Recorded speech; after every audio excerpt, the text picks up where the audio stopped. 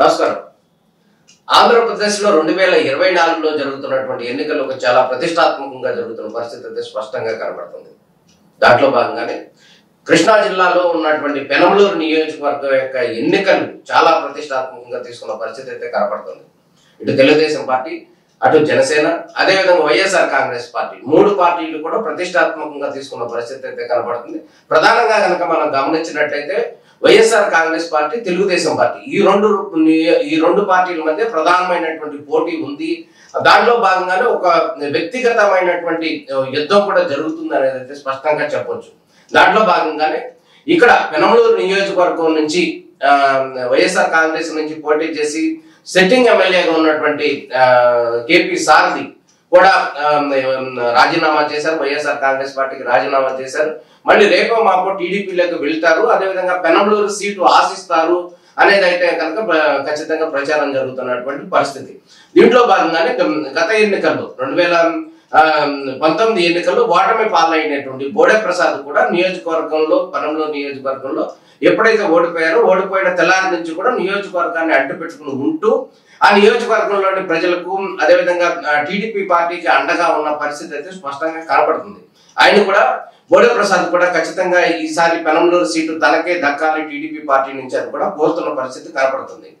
అయితే తాజాగా జరిగినటువంటి అనూహ్య పరిణామాల నేపథ్యంలో సారథి, సిట్టింగ్ ఎమ్మెల్యేగా ఉన్నటువంటి సారథి వైఎస్ఆర్ కాంగ్రెస్ పార్టీకి రాజీనామా చేయడం, అదేవిధంగా రేపో మాపో టీడీపీలో చేరతారంటూ ప్రచారం జరుగుతున్న నేపథ్యంలో వైఎస్ఆర్ కాంగ్రెస్ పార్టీ గృహ నిర్మాణ శాఖ మంత్రిగా ఉన్నటువంటి జోగి రమేష్ ను పెనమలూరు నియోజకవర్గ ఇన్ఛార్జిగాను, అదేవిధంగా ఆయనే ఎమ్మెల్యేగా ఉంటారంటూ కూడా ప్రకటించినటువంటి పరిస్థితి కనపడుతుంది. ఈ నేపథ్యంలో జోగి రమేష్ పెనమలూరు నియోజకవర్గంలో పూర్తి స్థాయిలో కలియబట్టడం కావచ్చు, అందరినీ కూడా కలుపుకునే ప్రయత్నం చేయొచ్చు, అదేవిధంగా దానికి సంబంధించినట్టు పూర్తి స్థాయి ప్రచారాన్ని కూడా దానికి సంబంధించి ఇప్పటికే స్టార్ట్ చేసేసిన పరిస్థితి కనపడుతుంది. అయితే ఇప్పుడు వచ్చినటువంటి ప్రత్యేకమైనటువంటి ప్రతిష్టాత్మకమైన అంశం ఏదైతే ఉందో, మంత్రిగా ఉన్నటువంటి జోగి రమేష్ గతంలో తెలుగుదేశం పార్టీ ప్రధాన కార్యాలయంగా ఉన్నటువంటి మంగళగిరిలో ఉన్న ప్రధాన కార్యాలయం మీద దాడి చేయటానికి వెళ్ళారు. జోగి రమేష్ ఆధ్వర్యంలో ఈ దాడి కార్యక్రమం జరిగింది. దానికి సంబంధించి ఈ రోజు వరకు కూడా కేసు అనేది నమోదు చేయలేదు. కాబట్టి తెలుగుదేశం పార్టీ, అదేవిధంగా జాతీయ అధ్యక్షుడిగా ఉన్నటువంటి చంద్రబాబు నాయుడు కావచ్చు, లోకేష్ కావచ్చు, వీరందరూ కూడా జోగి రమేష్ వ్యవహార శైలిని చాలా సీరియస్ గా తీసుకున్నారు. ఖచ్చితంగా ఎట్టి పరిస్థితుల్లో జోగి రమేష్ ఇట్లాంటి ప్రతిపక్ష పార్టీ, అంటే దాదాపు 3 సార్లు ముఖ్యమంత్రిగా పనిచేశారు, అదేవిధంగా 10 సంవత్సరాలు ప్రతిపక్ష నేతగా పనిచేశారు. కానీ ఇంత సీనియారిటీ ఉన్నటువంటి నేత యొక్క ఆఫీస్ మీదే దాడి చేసినటువంటి సంఘటన ఏదైతే ఉందో, ఈ సంఘటన ఆ తెలుగుదేశం పార్టీ చాలా సీరియస్ గా తీసుకుంది అనేది అయితే స్పష్టంగా కనబడుతుంది.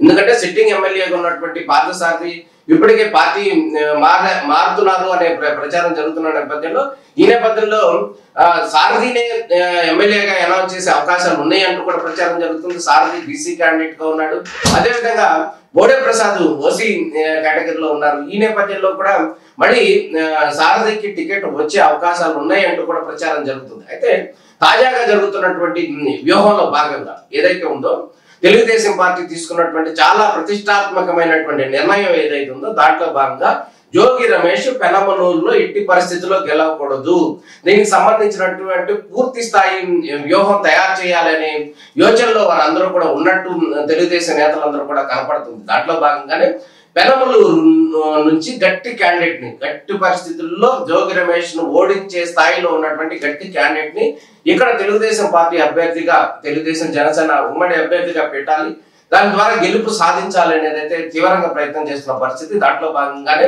ఇక్కడ నిన్న జరిగినటువంటి పరిణామాల నేపథ్యంలో మైలవరం నియోజకవర్గానికి సిట్టింగ్ ఎమ్మెల్యేగా ఉన్నటువంటి వసంత కృష్ణ ప్రసాద్ పేరు ప్రముఖంగా వినిపిస్తున్న పరిస్థితి కనపడుతుంది. వసంత కృష్ణ ప్రసాద్ కమ్మ సామాజిక వర్గానికి చెందినవాడు. అదేవిధంగా పెనమలూరు నియోజకవర్గంలో దాదాపు 60,000 ఓట్లు కమ్మ కమ్యూనిటీకి సంబంధించినటువంటి ఓట్లు ప్రభావవంతంగా ఉన్నాయి. కాబట్టి అక్కడి నుంచి కమ్మ క్యాండిడేట్ ని నిలబెట్టాలి పెనమలూరు అనేది అయితే వారందరి నుంచి వస్తున్నటువంటి ఒత్తిడిగా కనిపిస్తుంది.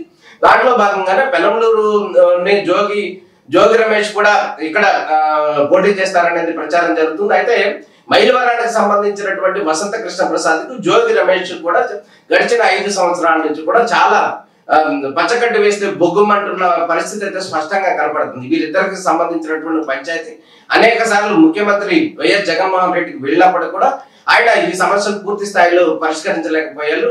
అదేవిధంగా మైలవరం నియోజకవర్గంలో జోగి రమేష్ తలదూర్చి దీనికి సంబంధించినటువంటి అనేక రాజకీయ ఇబ్బందులు కలిగిస్తున్నాడు అనేది వసంత కృష్ణ ప్రసాద్ యొక్క ఆరోపణ. దీంట్లో భాగంగానే వసంత కృష్ణ ప్రసాద్ వైఎస్ఆర్ కాంగ్రెస్ పార్టీ మీద తీవ్ర వ్యతిరేకత ఉన్నారు. అదేవిధంగా జోగి రమేష్ వ్యవహారం ఏదైతే ఉందో జోగి రమేష్ వ్యవహారాన్ని చాలా సీరియస్ గా తీసుకున్నారు, వ్యక్తిగతంగా తీసుకున్నారు. ఖచ్చితంగా జోగి రమేష్ ని నేను పెనమలూరులో పోటీ చేసి ఆయన ఓడిస్తాను, ఎంత ఖర్చు అయినా సరే, ఎటువంటి త్యాగానికైనా సిద్ధమే, ఖచ్చితంగా జోగి రమేష్ ను ఓడిస్తాను అని ఘంటాబద్ధంగా చెబుతున్న పరిస్థితి కనపడుతుంది. అంటే ఇక్కడ మనం గమనించాల్సిన అంశం ఏదైతే ఉందో తెలుగుదేశం పార్టీకి ప్రతిష్టాత్మకంగా జోగి రమేష్ ను ఓడించడం అనే ఒక అంశం ఏదైతే ఉందో అది ప్రతిష్టాత్మకంగా తెలుగుదేశం పార్టీ తీసుకుంది. అదేవిధంగా వసంత కృష్ణ ప్రసాద్ కూడా ఆయన చాలా సీరియస్ గా తీసుకున్నాడు, పర్సనల్ గా తీసుకున్నాడు. జోగి రమేష్ ను ఓడించాలి, అదేవిధంగా తెలుగుదేశం జనసేన పార్టీగా ఉన్నటువంటి అక్కడ గెలిపించాలనేది ఆయన చాలా సీరియస్ గా తీసుకున్నారు. జోగి రమేష్ వ్యవహారంలోనే సీఎం జగన్మోహన్ రెడ్డి వసంత కృష్ణ ప్రసాద్ అంత ప్రాధాన్యత ఇవ్వలేదు కాబట్టి ఖచ్చితంగా అది పర్సనల్ గా తీసుకున్నారు అనేది అయితే స్పష్టంగా కనబడుతుంది. ఈ నేపథ్యంలో పెనమలూరు నియోజకవర్గంలో బోడే ప్రసాద్ కి తెలుగుదేశం జనసేన ఉమ్మడి అభ్యర్థిగా ఇస్తారా, లేకపోతే సారథి సిట్టింగ్ ఎమ్మెల్యేగా ఉన్నటువంటి సారథికి ఇక్కడ ఇస్తారా, లేకపోతే వసంత కృష్ణ ప్రసాద్ మళ్ళీ తాజాగా వచ్చినటువంటి పేరు ఏదైతే ఉందో ఆయన చాలా హార్డ్ కోర్ నేతగా చెప్పుకోవచ్చు. ఎందుకంటే మైలవరంలోనే దేవినేని ఉమా లాంటి సీనియర్ పొలిటీషియన్ చాలా చాకచక్యంగా ఓడించినటువంటి పరిస్థితి, ఆయన ట్రాక్ రికార్డు కూడా ఈయనకుంది. అదేవిధంగా ఒకవేళ పెనమలూరు నియోజకవర్గానికి బోడే ప్రసాద్ వస్తే ఆయన కూడా కొంత వ్యతిరేకత ఉంటుంది. అదేవిధంగా సారథి కనుక పోటీ చేస్తే కనుక ఆయన మీద కూడా మొన్నటిదాకానే వైఎస్ఆర్ కాంగ్రెస్ పార్టీలో ఎమ్మెల్యే ఉన్నారు, మళ్ళీ ఇప్పుడు టీడీపీకి వస్తే కొంత గ్యాప్ ఉంటుంది. వీళ్ళకి కార్యకర్తలకు మధ్య కొంత గ్యాప్ అనేది ఉంది, దాన్ని వాళ్ళు అన్వయించుకునే పరిస్థితి లేదు. ఈ నేపథ్యంలో కమ సామాజిక వర్గానికి సంబంధించినటువంటి పెనమలూరు నుంచి వసంత కృష్ణ ప్రసాద్ ని ఇక్కడ మైలవరం నుంచి ఇక్కడ పెనమలూరు కనుక తీసుకొచ్చినట్టయితే ఇక్కడ ఉన్నటువంటి అన్ని సామాజిక వర్గాలు, అన్ని పార్టీలకు సంబంధించినటువంటి నేతలందరూ కూడా వీరికి పూర్తి స్థాయిలో మద్దతు ఇస్తారు. అదే ఒక సిట్టింగ్ కానీ లేకపోతే ఇంకో పార్టీ నుంచి పోటీ చేసిన వ్యక్తికి అయితే కనుక అంత మద్దతు ఉండదు. కానీ ప్రస్తుతం కనుక గమనించినట్టయితే వసంత కృష్ణ ప్రసాద్ అయితే పెనమలూరు నియోజకవర్గంలో పూర్తి స్థాయి పలుకుబడి ఉంది. అదేవిధంగా పూర్తి స్థాయిలో మెజారిటీ వస్తుంది. అదేవిధంగా ఇక్కడ రెండు వ్యూహాలు కూడా కలిసి వస్తాయి అనేది అయితే ఖచ్చితంగా ఆలోచిస్తున్నారు. ఏదైతే తెలుగుదేశం పార్టీ యొక్క ప్రతిష్టాత్మకంగా తీసుకున్నటువంటి ఒక అంశం జోగి రమేష్ ఓడించడం, అదేవిధంగా వసంత కృష్ణ ప్రసాద్ ఎవరైతే ఉన్నాడో ఆయన తీసుకున్నటువంటి వ్యక్తిగత కారణాల నేపథ్యంలో జోగి రమేష్ ఓడించడం, ఈ విధంగా రెండు రకాల అంశాలకు సంబంధించి జోగి రమేష్ ను పెనమలూరులో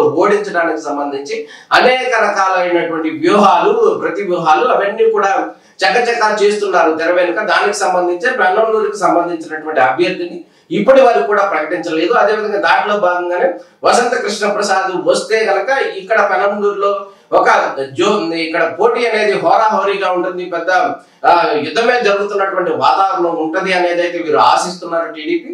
దాంట్లో భాగంగానే టీడీపీ ఎంతో వ్యూహాత్మక ఆలోచించి వసంత కృష్ణ ప్రసాద్ ని పెనమలూరు తీసుకొస్తే బాగుంటుంది, ఖచ్చితంగా ఇక్కడ విజయం సాధిస్తారు పెనమలూరులో అనేది అయితే వాళ్ళు అందరూ టీడీపీ నేతలు వారు వ్యూహాత్మకంగా ఘంటాపథంగా చెప్తున్నటువంటి వర్షం. ఈ నేపథ్యంలో వసంత కృష్ణ ప్రసాద్ నిన్ననే ఆయన ప్లేస్ లో మరొక తిరుపతిరావు అనే అతని వ్యక్తిని అక్కడ క్యాండిడేట్ గా అనౌన్స్ చేయడం కూడా జరిగింది.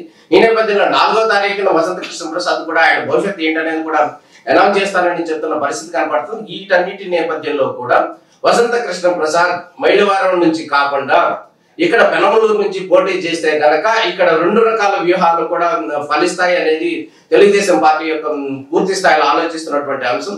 ఈ నేపథ్యంలో ఏది జరుగుతుంది, జోగి రమేష్ నిజంగా ఈ వ్యూహాలను తట్టుకోగలరా, అదేవిధంగా అంటే ఇక్కడ బీసీను ఓసీ పోటీ లాగా ఉండే పరిస్థితి కనపడుతుంది. అంటే జోగి రమేష్ కి పెనమలూరు అనేది స్థానిక నియోజకవర్గం కాదు, అదేవిధంగా వసంత కృష్ణ ప్రసాద్ కూడా ఇది స్థానిక నియోజకవర్గం కాదు పెనమలూరు. వీరిద్దరు కూడా బయట నుంచి వచ్చిన వాళ్ళు, ఆయన పెడ నుంచి వచ్చాడు, ఈయనేమో మైలవరం నుంచి వచ్చే పరిస్థితి కనపడుతుంది. అంటే ఈ నేపథ్యంలో కనుక ఎవరికి కూడా స్థానిక నియోజకవర్గం కాదు కాబట్టి వీరందరూ కూడా ఖచ్చితంగా పోటాపోటీగా ఉండే అవకాశం కనపడుతుంది. తెలుగుదేశం కూడా ఎంతో వ్యూహాత్మకంగా జరుగుతుంది. తెలుగుదేశం పార్టీ ఆఫీస్ మీద దాడి చేసినటువంటి వ్యక్తి ఎవరైతే ఉన్నాడో ఆ వ్యక్తిని ఖచ్చితంగా తెలుగుదేశం పార్టీ రానున్న రోజుల్లో అసెంబ్లీలో కూర్చొనివ్వకూడదు అనేది అయితే ఒక మగ్గు పట్టు పట్టినట్టుగా కనపడుతుంది. ఇది ఏం జరుగుతుంది, రానున్న రోజుల్లో ఎవరు పెనమలూరు నియోజకవర్గ క్యాండిడేట్ ఉంటారు అనేది అయితే మనం ఏది చూడాల్సిన పరిస్థితి కనపడుతుంది. ఎందుకంటే ఇక్కడ మంగళగిరి నియోజకవర్గంలో లోకేష్ పోటీ చేస్తున్నాడు, అదే విధంగా కుప్పంలో చంద్రబాబు నాయుడు పోటీ చేస్తున్నాడు.